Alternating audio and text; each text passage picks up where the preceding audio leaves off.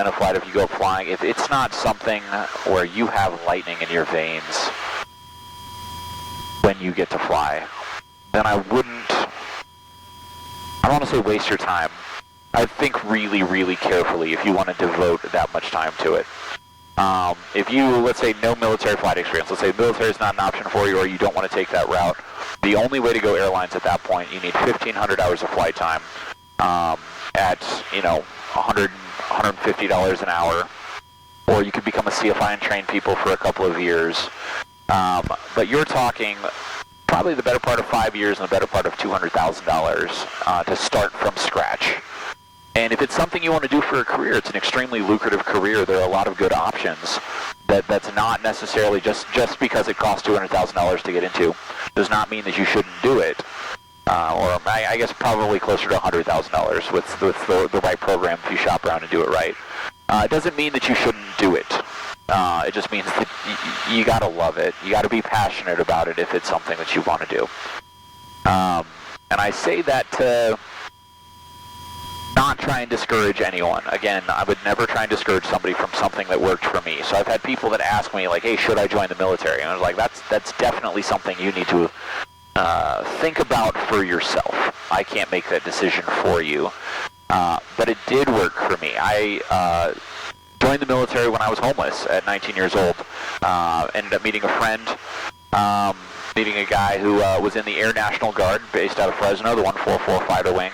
And he had just gotten his the second half of his sign-on bonus. And so me sitting there about to pay for lunch with quarters, completely broke, hadn't slept inside or showered in the better part of a week. And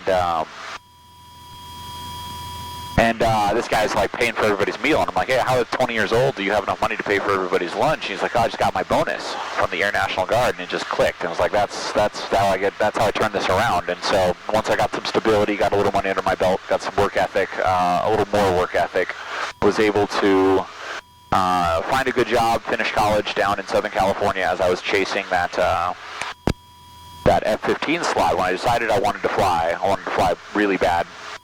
Interviewed for the F-15 slot several years in a row, 3 years in a row there, and just kept getting rejected. But by that point, I had already gotten bitten by it. The bug had got me, so I wanted to fly. Made that decision early on. So then I was like, all right, what's it going to take to fly? And financing flight lessons was never on the agenda for me. Like, I did not want to have to finance flight lessons. I know how expensive it is. I knew then how expensive it is.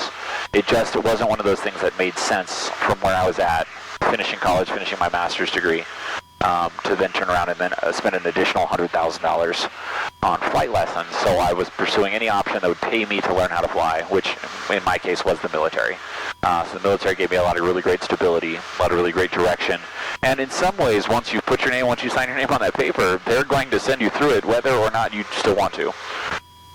Which, if you're one of those people that has a hard time following through, that can help because you're not really given an option at that point. Your hand gets forced, and ironically enough, it gets forced in a really good way. You get forced to do what's best for you in your life. So if you have any questions about joining the military, about military aviation, the Warrant Officer Training Program with the Army, flying helicopters, flying fixed wing, going to college, getting your master's degree, I can try and answer some of those questions on some of these videos. Again, don't know how popular any of these are going to be. I could just be up here talking to myself, but hey, it'll keep me busy. So, yeah, once we do that, 7 miles away. Let's actually call up Wood Lake traffic 1229.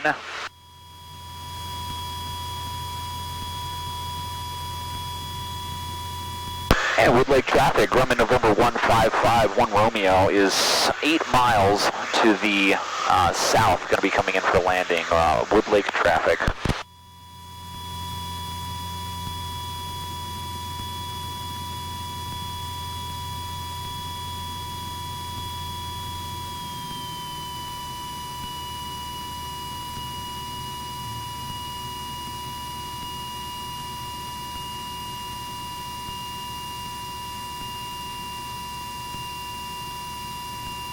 Alrighty, so what we're looking at right now is we're looking to build up a little bit of speed, kind of killed the engine a little too hard there.